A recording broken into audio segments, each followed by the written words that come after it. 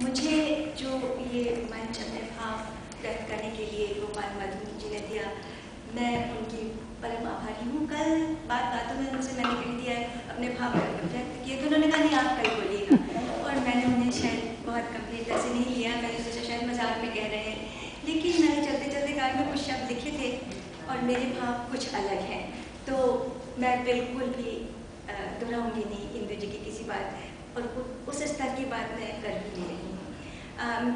भारत में मैं जन्मी हूँ और भारत में ही मैंने अध्ययन किया, लेकिन मेरा ज़्यादा समय पिछले 43 साल से मैं कनाडा में रह रही हूँ। तो उस परिप्रेक्ष्य में जो हमारे भारत से लोग आए हैं और जो यहाँ रह रहे हैं, उसका हिंदी पर क्या असर कैसे हुआ। तो जब आज का सबसे पहले मैं कहना चाहूँगी जो विश्व भाषा हिंदी, तो जब मैंने ये टाइटल सुना, इस विषय को लेकर मेरा दिमाग एकदम से चौंक गया। मैंने कहा मेरे देश में जब मैं जाती हूँ तो मुझे लगता है मेरी भाषा एक सौतेली भाषा की तरह रहती है। मुझे हिंदी की किताबें नहीं मिलती हैं, हिंदी को बड़ी श्रद्धा से हमारे देश में नहीं देखा जाता है, तो विश्व में लोकप्रिय हो, मेरा मन जैसे खिल गया। मुझे तो बहुत ही अच्छा लगा कि विश्व में हिंदी एक लोकप्रिय भाषा के रूप में स्थापित हो। ठीक है, वसुधा के हर कोने में बसने वालों को हिंदी प्रिय हो, ये आप सबको भी बहुत अच्छा लगेगा, क्योंकि हिंदुस्तान भारतीय और हिंदी बोलने वाले जगत में कोई ऐसी जगह नहीं है जहाँ नहीं बसे हैं।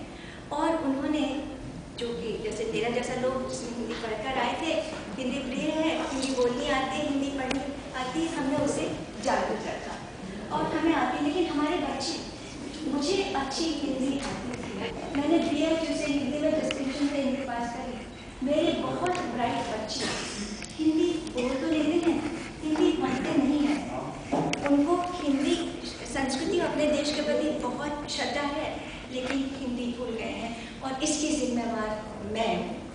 तो हमें इस जिम्मेवारी को समझना होगा। पहले मैं सोचती थी, मैंने जो लिखा था कि अखिल विश्व हिंदी समिति, इस समिति का नाम बहुत सुंदर है क्योंकि ये बहुत विस्तृत नाम है जो कि सब चीज़ को अपने आगोश में लेता है। अब जब मैं अपनी हिंदी के छोटे छोटे ग्रुपों को बटा हुआ देखती हूँ, उनके दृष्टिकोण पे कुछ सा चश्मा लगाए देखती हूँ, तो मेरे मन में कुछ गिलासी होती है, लेकिन हम इसे दूर कर सकते हैं क्योंकि किसी भी परिस्थिति का एक कारण जरूर होता है। जब कारण होता है, अगर हम उसे गौर से देखें तो हम उसका निवारण भी कर सकते हैं। तो ऐसी दशा हिंदी की क्यों है? मैं सोचती थी कि हिंदी में अभिव्यक्ति की क्षमता नहीं है। जब मैंने 10 साल पहले पूज्य बाबा रामदेव को, जो कि योगा के गुरु हैं, आध्यात्म के गुरु हैं, हिंदी बोलते हुए सुना तो मैं उनकी हिंदी पर मुग्ध हो गई। मेरा पहला कनेक्शन बाबा रामदेव से, जिनके प्रति मुझे असीम निष्ठा है, हिंदी से था। तब मुझे विश्वास हुआ हिंदी में असीम क्षमता है और हमने उस क्षमता को पाला नहीं है, उसका पोषण नहीं किया है। उसका पोषण कैसे हो? उनका पोषण हमारी उन पत्रिकाओं के द्वारा, उन पुस्तकों के द्वारा नहीं होगा जो कि केवल अलमारियों पे रखी रहती है, जिसे लोग बागों को पढ़ने की इच्छा नहीं होती।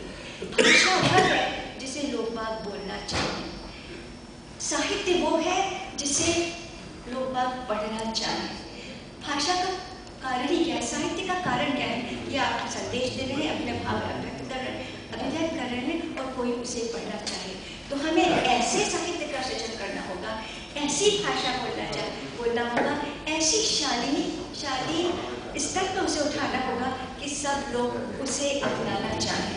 जो चीज़ एक्सीलेंट होती है उसे लोग बाग अपनाना चाहते हैं। तो हिंदी को हमें अति उत्तम बनाना होगा, ये हमारा दायित्व है। तो हिंदी जगत की भाषा हो और जगत में लोकप्रिय हो, ये उस तरह का सपना नहीं है जैसे चांद पे जाए और कंप्यूटर घर घर में होगा और जो चीज़ें आज हो रही हैं जो कभी इम्पॉसिबल थी, आज ये संभव नहीं लग रहा, लेकिन ये जो भी कभी असंभव था आज संभव है। तो यह इस बात का दिलासा दिला सकता है कि हम हिंदी को लोकप्रिय बना सकते हैं। तो ये एक बात थी। लेकिन क्यों, मेरे पास समय है, मैं बता सकती हूँ कि क्यों ऐसा होता है कि केवल इच्छा और अभिलाषा करने से कोई बात नहीं होती। मार्क ट्वेन ने कहा था कि अगर हम जो करते आए हैं वही करते रहेंगे तो हमको वही परिणाम मिलेगा जो हमेशा मिलता है। तो हमें अपनी दिशा बदलनी होगी, नई पगडंडियां बनानी होगी और हमें क्या कहते हैं, अगर हम सोचते हैं, अगर उसको कार्यान्वित नहीं करते और सोचते हैं इस डर से कि अरे ये गलत ना हो जाए, जो गलती नहीं करता वो आगे नहीं बढ़ता। तो त्रुटियों से डरकर नए कदम बढ़ाने के लिए घबराना नहीं चाहिए। नए कदम, नई नई दशा में, और जिसे कहते हैं ना कि कैनेडियन संदर्भ में ब्रेनस्टॉर्म करके जुट करना संलग्न होना होगा, जिसको भी हिंदी से प्रेर है। अपना दृष्टिकोण बढ़ाना होगा। अन्यथा यह भाषा, देखिए हमारे जो छोटे छोटे आइलैंड में हिंदी भाषी सालों 200-300 वर्ष पहले आए थे, उन्होंने हिंदी संस्कृति और धर्म को जागृत रखा। उन्हें हिंदी के प्रति श्रद्धा थी, लेकिन वो धर्म को बहुत निष्ठा से निभाते हैं।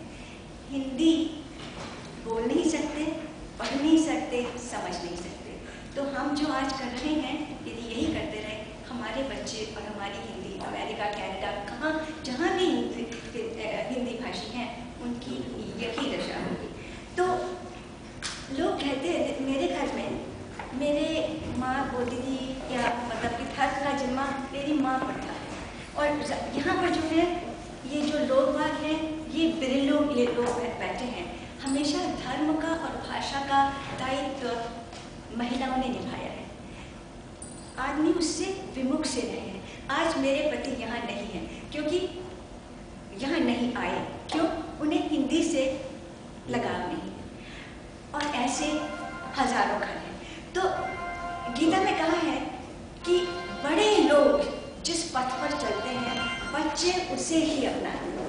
अगर आदमी, जिसको कि बड़ा करता है घर में, अगर वो धर्म पर ध्यान नहीं देगा, उसे आदर नहीं देगा, हिंदी को नहीं अपनाएगा, हिंदी की किताबें नहीं पढ़ेगा, हिंदी नहीं बोलेगा, तो हमारे बच्चे उस पर ध्यान नहीं देंगे। और दूसरी बात यह है कि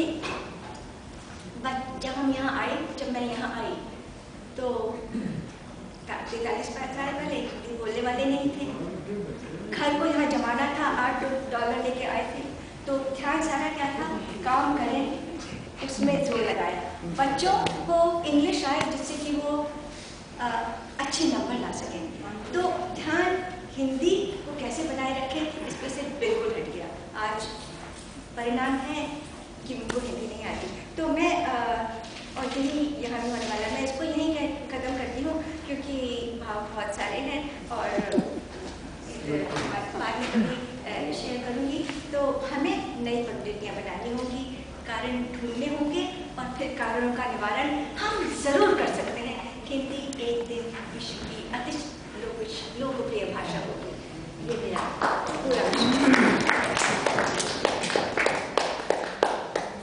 बहुत बहुत धन्यवाद मैडम प्रमिला भार्गव जी। निश्चित रूप से देखिए, बड़ी ईमानदार से भार्गव जी ने स्वीकार किया कि जब तक हमारी चेष्टा नहीं होगी, हम अपने बच्चों में संस्कार देने, भाषा के प्रति लगाव नहीं आएंगे, तो बच्चों में कहाँ से आएगी। देखिए, मैं आदर्श के रूप में आपको प्रस्तुत करता हूँ। डॉक्टर विजय मेहता जी इतने वर्षों से अमेरिका रहे, इनके पूरी तीनों संतानें अमेरिका की नागरिकता ले चुके हैं, लेकिन प्रतिवर्ष दीपावली के अवसर पर प्रत्येक वर्ष भारतवर्ष जाते हैं और महीने भर रह करके आते हैं। ये है संस्कृति के प्रति लगाव और लगन। तो ऐसे ही आप चेष्टा करेंगे तो निश्चित रूप से संस्कृति बढ़ेगी। और मैडम ने कहा कि बड़े लोग महाजनों ये गतः पंथा, महान लोग जिस मार्ग पे चले उसी का हमें अनुसरण करना चाहिए। तो निश्चित रूप से हम डॉक्टर दाऊजी गुप्त ने ये अंक जो सौरभ का विश्व बंद आदरणीय जगत गुरु रविन्द्रनाथ टैगोर पर प्रकाशित किया, तो आपने बंगला के प्रति हमारे तमिल के प्रति, हम सबके प्रति सम्मान रखते हैं और उनका आदर करें, उनके महान पुरुषों की हम जयंती मनाएं और उनको साहित्य का अध्ययन करें, तब लगाव होगा और इस तरह से देश में समरसता आएगी। और हिंदी निश्चित रूप से अपनी वैज्ञानिकता के कारण, अपनी ध्वन्यात्मकता के कारण संसार की मात्र लिपि है देवनागरी, जिसको बिल गेट्स तक ने स्वीकार किया है कि अगर कंप्यूटर की कोई भाषा सर्वमान बन सकती है तो देवनागरी लिपि है। अब मैं इसी श्रृंखला में आदरणीय डॉक्टर रेणुका शर्मा जी को आमंत्रित करूंगा, उनसे भी एक विनम्र करबद्ध अनुरोध करते हुए कि समय सीमा का ध्यान रखें, क्योंकि दूसरा सत्र भी चलेगा। आइए।